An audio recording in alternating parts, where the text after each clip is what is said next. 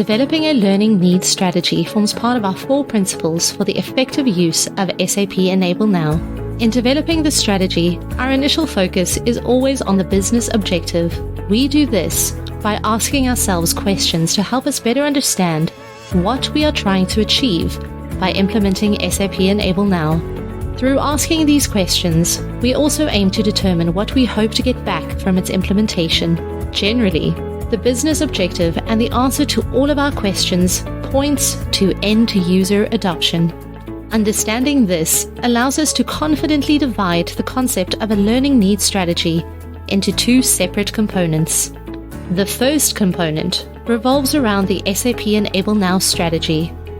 Effectively, which SAP Enable Now features and functionalities will best achieve our desired outcome, and how best to use SAP Enable Now as a tool in and of itself.